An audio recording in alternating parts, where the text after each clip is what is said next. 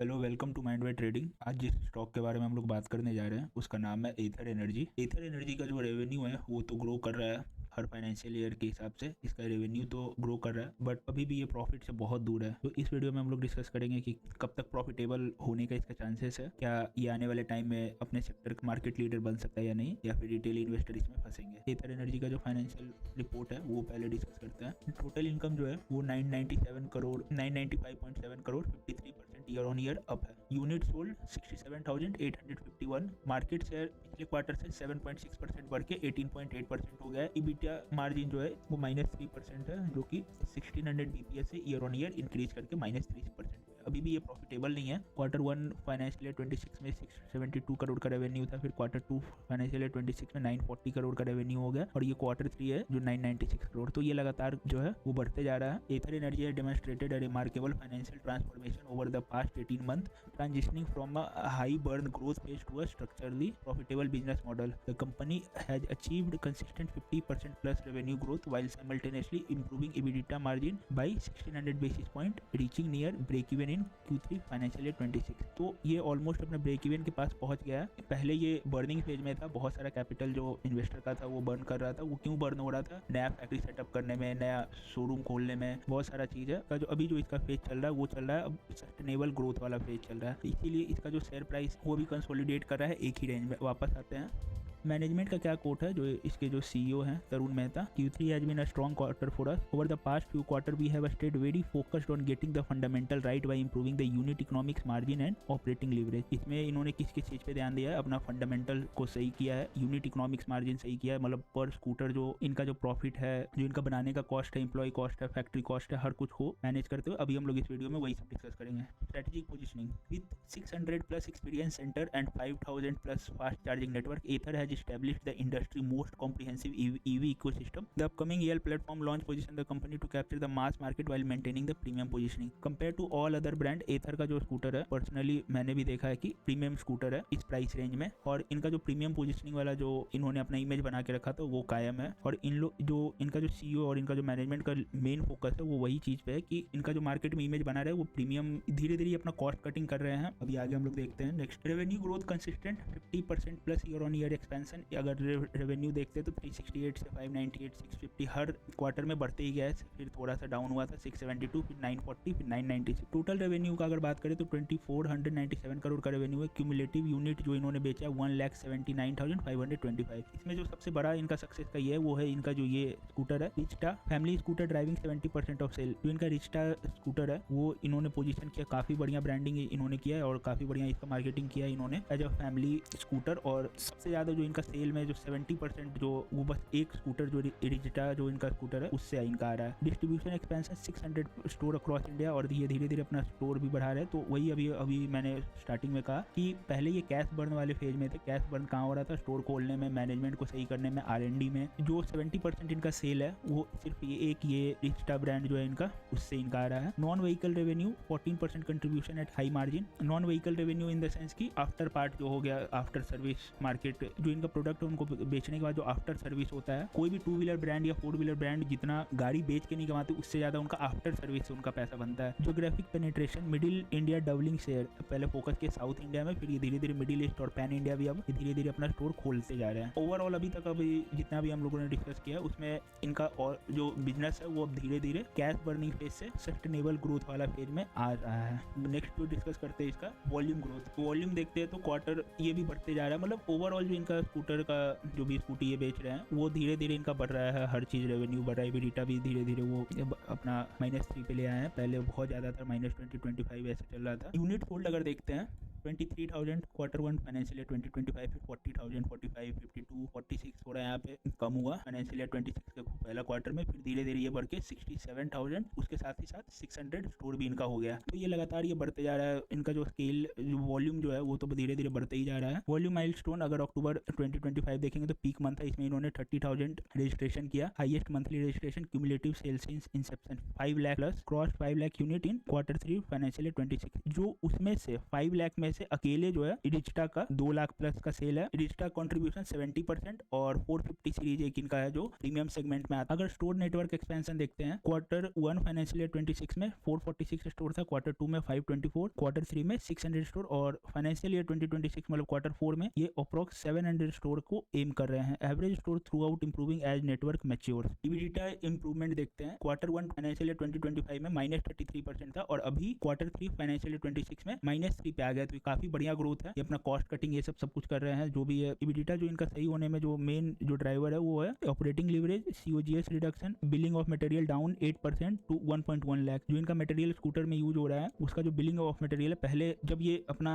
मुझे याद है मैंने कहीं पढ़ा था, जब ये पहला स्कूटर अपना जब ये प्रोटोटाइप अपना लॉन्च किया था तो करीबन इनको बनाने में 2-2.5 लाख रुपए लग गया। वहां से फिर जब इन्होंने हीरो मोटर कोप के साथ अपना पार्टनरशिप किया और वहां से फिर इन्होंने कॉस्ट कटिंग और प्रीमियम सेगमेंट को लेके और प्लस एक फैमिली ड्रिवन जो इडिस्टा इनका मॉडल है वहां तक लाने में इन्होंने बहुत जगह कॉस्ट कटिंग किया है। और ये अभी एक स्कूटर बनाने में इनको अप्रोक्स 1.1 लाख लग रहा है और ये उसको बेच रहे हैं 1,35,000 या 40,000 के आसपास। I don't know the exact number but मतलब उसी के आसपास जहां तक मुझे पता है उतना में ये बेच रहे हैं। Non vehicle revenue 40% at high margin. ये नॉन व्हीकल रेवेन्यू वही हुआ सर्विस में जो गियर हो गया, ब्रेक हो गया, ये सब जो बदलता है, जो पार्ट्स ये चेंज होते हैं, उसमें क्या होता है, उसमें उसका प्राइस जो उसमें मार्जिन बहुत होता है। तो जितना स्कूटी बेच के या फिर कोई भी 2 व्हीलर या 4 व्हीलर कोई कुछ भी हो, जितना उसको व्हीकल को बेच के नहीं पैसा आता है उससे ज्यादा मार्जिन होता है आफ्टर सर्विस में। Discipline fixed cost, minimal overhead expansion. उसके बाद इन्होंने बहुत सारा चीज अपना इंप्रूव किया है जिसमें से मेन जो 4 है, एक तो operating leverage, COGS reduction, non vehicle revenue और डिसिप्लिन फिक्स्ड कॉस्ट। इस वजह से इनका जो EBITDA है अभी क्वार्टर 3 फाइनेंशियल 26 में नियर ब्रेक इवन पे आ गया, -3% पे भी है। अगर नंबर में बात करें, क्वार्टर 1 फाइनेंशियल 26 में 107 करोड़ इन्होंने लॉस किया था, 90 करोड़ क्वार्टर 2 में और अभी ये घट के आ गया 30 करोड़ पे। Management guidance, exit financial 26 set better than -9%। ये लोग एक्सपेक्ट कर अभी जो -3 है, मतलब ये जो ओवरऑल जो पूरा फाइनेंशियल ईयर है फाइनेंशियल 26 वो -9% EBITDA के आसपास इन लोग एक्सपेक्ट कर रहे हैं ओवरऑल। अभी तो ये क्वार्टर 3 का है बस -3, अगर पूरा ये जो क्वार्टर 1 से लेकर क्वार्टर 4 तक का अगर एवरेज ये एक्सपेक्ट करे कि -9% के आसपास रहेगा इनके हिसाब से। Adjusted gross margin structurally strong unit economics. अगर यूनिट इकोनॉमिक्स का बात करेंगे तो billing cost reduction financial year 24 में इनका 1.48 लाख जा रहा था, वो फाइनेंशियल ईयर 25 में 1.2 लाख पे आया और अभी 1.10 लाख पे आया। तो मतलब ये अभी जो एथर का जो स्कूटर है, अगर लेट्स चेक करते हैं हम लोग, जो इनका सबसे सस्ता स्कूटी है वो है 1,14,000 से स्टार्ट होता है और जो इनका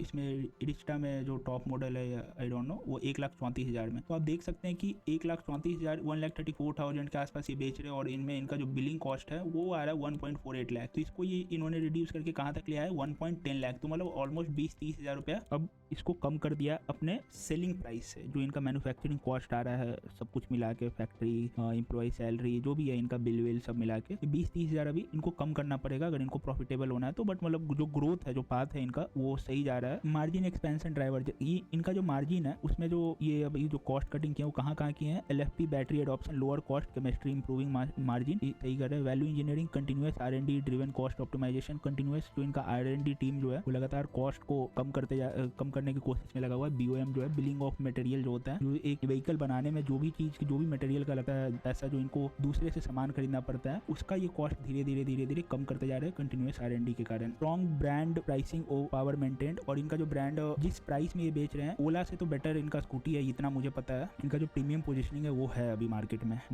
बहुत कस्टमर जो है ओला से ज्यादा एथर को प्रीफर कर रहे हैं अभी। Battery cost decline, cell cost now less than 20%। अभी जो एक इलेक्ट्रिक व्हीकल में ज्यादा जो कॉस्ट आता है वो एक बैटरी का आता है, तो वो अब इनका जो बिलिंग मटेरियल का 20% से भी कम उसमें इनका खर्च हो रहा है। तो ये कहीं ना कहीं ये सब मिला जुला के अभी कंपनी का जो फाइनेंशियल है फ्यूचर जो दिख रहा है कंपनी का वो तो यहाँ से ब्राइट दिख रहा है। बट अभी हम लोग डिस्कस करेंगे इसके करंट नंबर, जो अभी मार्केट कैप कितने का है, फ्री कैश फ्लो कितने का, ये सब अभी डिस्कस करेंगे हम लोग। अभी तो ये देख रहे हैं इनका जो क्वार्टर या फाइनेंशियल ईयर का जो रिपोर्ट है वो सब। Market share from challenger to leader, अभी बर्निंग फेज से अब आए सस्टेनेबल ग्रोथ मोड वाले फेज में है। अभी इनको बहुत नहीं बट अभी इनको समय लगेगा प्रॉफिटेबल होने में।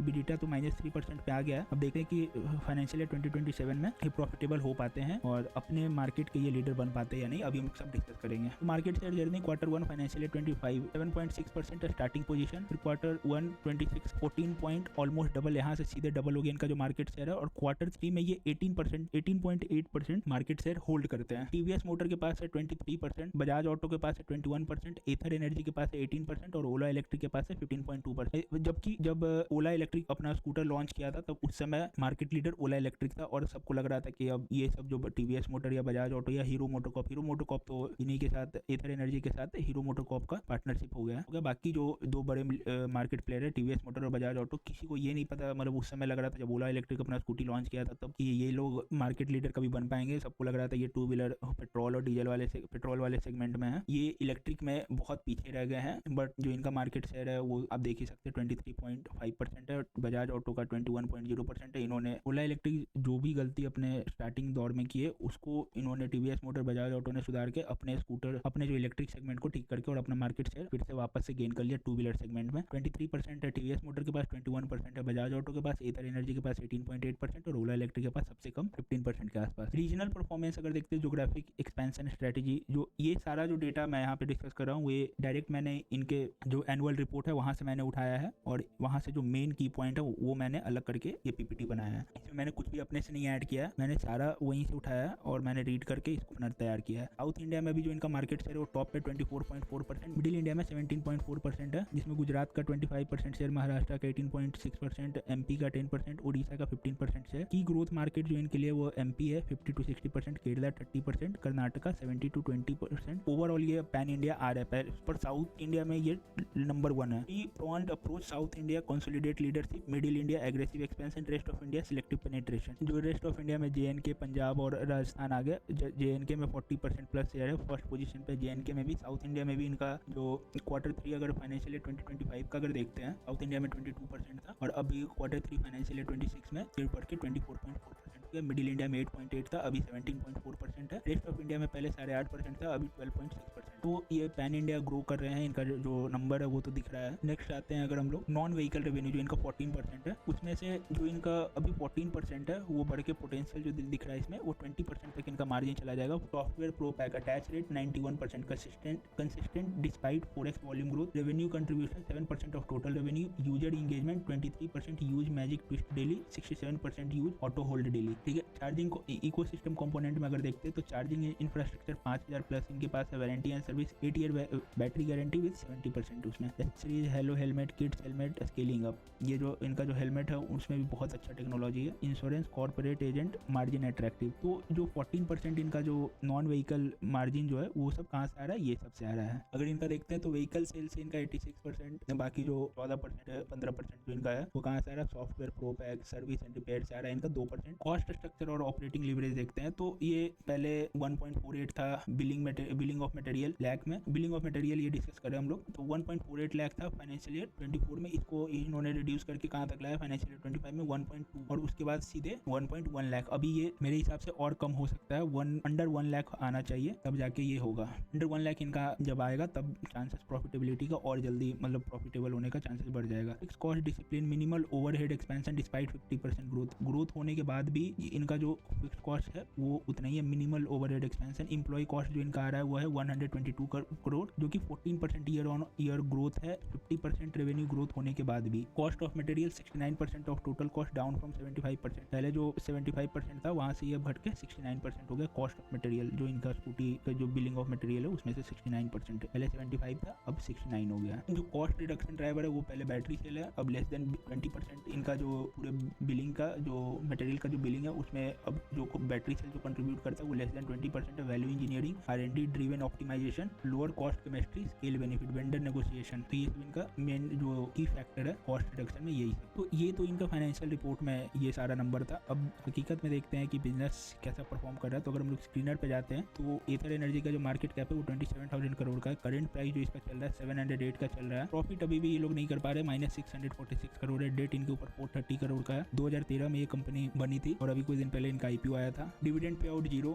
प्रॉफिट ये अभी कर नहीं रहे, अभी लॉस में है। स्टॉक पी इनका दिखा नहीं रहा, ना पेग रेशियो दिखा रहा है। ये दोनों एक की फैक्टर होता है फंडामेंटल एनालिसिस में। प्लेज परसेंटेज ठीक है 0.00%। अगर कंपनी का प्रोज देखेंगे तो company is expected to give good quarter as per annual report जो इन्होंने अभी दिया है। मेरे हिसाब से तो कंपनी का जो फंडामेंटल है अभी हम लोग डिस्कस करें, बट जो इनका फाइनेंशियल रिपोर्ट जो इन्होंने पब्लिश किया वो काफी अट्रैक्टिव है, जो नंबर्स है वो काफी अट्रैक्टिव है। प्रोज में वही है बस कि company is expected to give good quarter. Cons में stock is trading 9.94 time it's book value, company has low interest coverage ratio, promoter holding has decrease over quarter over last quarter, company has low return on equity of -169% over last 3 year. Company, ये सबसे बड़ा red flag है, company has low return on equity of -169% over last 3 year. Company cost borrowing seems high. अब peer comparison में देखते हैं तो Bajaj auto, तो जब हम लोग एथर एनर्जी की बात कर रहे हैं तो हम लोग बजाज ऑटो, आइशर मोटर, ये सब का बस इलेक्ट्रिक वाला जो सेक्टर वो इसके पीयर कंपैरिजन में लेंगे। हीरो मोटोकॉर्प इसका ये कॉम्पिटिटर नहीं है, एथर एनर्जी कोलैब किए हुए हीरो मोटोकॉर्प के साथ। तो अगेन बजाज ऑटो सबसे नंबर 1 पे ईवी सेक्टर में, टीवीएस है सेकंड नंबर पे और एथर एनर्जी थर्ड नंबर पे। ओला एथर के नीचे है, 15% मार्केट शेयर है इसके। क्वार्टरली रिजल्ट अगर देखते हैं तो सेल्स लगातार बढ़ रहे हैं, 645, 899, 954। ऑपरेटिंग प्रॉफिट तो इनका मतलब कम हो रहा है बट अभी भी लॉस में है, और ऑपरेटिंग प्रॉफिट मार्जिन भी -21%, -15%, -8% पे भी आया है। अभी इनको बहुत टाइम लगेगा प्रॉफिटेबल होने में और यहाँ से पैसा कमाने में। जो इनका ऑपरेटिंग प्रॉफिट मार्जिन है एक बढ़िया कंपनी का मिनिमम 10 से 12%, 15% होता है। 15% से ज्यादा अगर किसी का ऑपरेटिंग प्रॉफिट मार्जिन है तो बढ़िया कंपनी है और ग्रोथ का चांसेस बहुत ज्यादा है, उसमें पैसा बनने का चांसेस बहुत ज्यादा है। बट अभी जो इनका ऑपरेटिंग प्रॉफिट मार्जिन है वो है -8%। हालांकि ये कम कर रहे हैं, धीरे धीरे कॉस्ट रिडक्शन अपना ये कर रहे हैं। एज पर इनका जो फाइनेंशियल रिपोर्ट है उसमें जो हम लोगों ने देखा हर क्वार्टर से ही कर रहे हैं ये। कंपाउंडेड सेल ग्रोथ 5 ईयर में 130%, 3 ईयर में 77%। तो इनका सेल्स तो बढ़ रहा है, वो हम लोगों ने देखा भी, बट रिटर्न ऑन इक्विटी जो मेन है वो 5 ईयर में -147%। इससे बढ़िया अगर आप लोग एफडी में पैसे डालते तो वहाँ पे आपको 7% का एक फिक्स रिटर्न मिलता। 3 ईयर में -169%, लास्ट ईयर -157%। कैश फ्लो सही जा रहा था, बस ये लास्ट का मार्च 2025 का -118 करोड़ है। शेयर होल्डिंग पैटर्न सबसे बड़ा रेड फ्लैग मुझे दिखा, 42.09% से 41.22% हो गया, फिर 40.86, मतलब लगातार ये घटते जा रहा है। एफआईआई का भी जो मार्केट शेयर है इस एथर में वो घटते ही जा रहा है, 24.07% से 23.61% और अभी करेंटली 17.45%। डीआईआईज का भी 24.01 से 23.60 और 28.10% अभी इंक्रीज हुआ है। बट एफआईआई और प्रोमोटर का लगातार जो है परसेंटेज जो है वो घटते जा रहा है शेयर होल्डिंग पैटर्न में। यहाँ जो इनका फंडामेंटल है उस हिसाब से ये लॉन्ग टर्म के लिए तो इन्वेस्ट करने लायक अभी है नहीं। अब इसके चार्ट पे बात करते हैं। अगर इसका वीकली चार्ट देखें तो एक ये ट्रेंड लाइन हम लोग ड्रॉ करेंगे। ये हो गया इसका रेजिस्टेंस, ये हो गया इसका रेजिस्टेंस, ये हो गया रेजिस्टेंस। जो स्टॉक है ये करेंटली अप ट्रेंड में था, ये हो गया इसका लो, ये हो गया इसका हाई, ये हो गया इसका हायर लो, ये हो गया इसका हायर हाई, ये हो गया इसका हायर लो, ये हो गया इसका higher high. Currently stock up trend में तो है बट ये अभी कंसोलिडेट कर रहा है और काफी दिन से एक जोन में फंसा हुआ है। तो अभी यहाँ से अब इसका जो फंडामेंटल है वो जैसा बिहेव करेगा उस हिसाब से इसका स्टॉक प्राइस मूव करेगा ऊपर या नीचे। बट मेरे हिसाब से अगर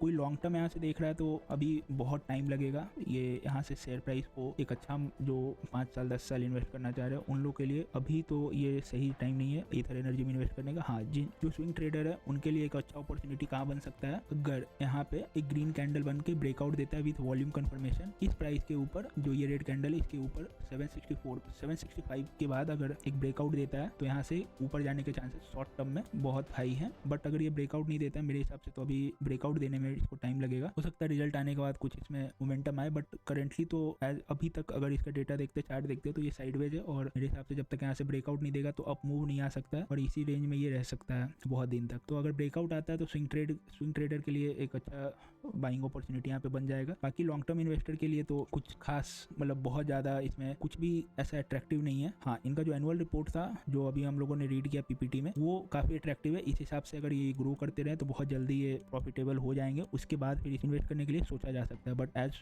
of now long term holding के लिए एथर एनर्जी नहीं है। स्विंग ट्रेडर के लिए अगर जो स्विंग ट्रेड करते हैं उसके लिए जो लेवल है वो है इस लेवल के ऊपर 765 के ऊपर। अगर यहाँ पे 765 के बाद एक ब्रेकआउट देता है तो ऊपर जाने के चांसेस बढ़ जाता है। उस हिसाब से जो इसका स्टॉप लॉस रहेगा वो ब्रेकआउट वाले कैंडल के नीचे रहेगा लो पे। ब्रेकआउट के साथ साथ वॉल्यूम कंफर्मेशन जरूर देखना है, प्रीवियस कैंडल से ज्यादा रहना चाहिए जो ब्रेकआउट वाले कैंडल है उसका वॉल्यूम। इसका जो टारगेट है ऊपर में 1:2, मतलब जितना स्टॉप लॉस है उससे दुगना ऊपर का प्रॉफिट रख सकते हैं, क्योंकि जो इसका चार्ट के हिसाब से जो टारगेट है वो बन रहा है 790 के आसपास, तो वो बहुत कम हो जाएगा। तो 1:2 इसमें स्विंग ट्रेड में हम लोग देख सकते हैं। मिनिमम तो 1:2, उससे अगर कम दे रहा है तो फिर स्विंग ट्रेड लेने का कोई मतलब बनता नहीं है। तो मिनिमम 1:2 यहाँ पे टारगेट रहेगा। जो यहाँ पे स्टॉप लॉस रहेगा ब्रेकआउट वाले कैंडल के लो उसी के डबल ऊपर टारगेट हम लोग सेट करके रखेंगे। लॉन्ग टर्म के लिए अगेन मैं एक बार बता दे रहा हूँ, ये लॉन्ग टर्म के लिए शेयर नहीं है अभी, स्विंग ट्रेडिंग के लिए अबव 765। Thanks for watching. अगर वीडियो अच्छा लगा तो do like, subscribe and share.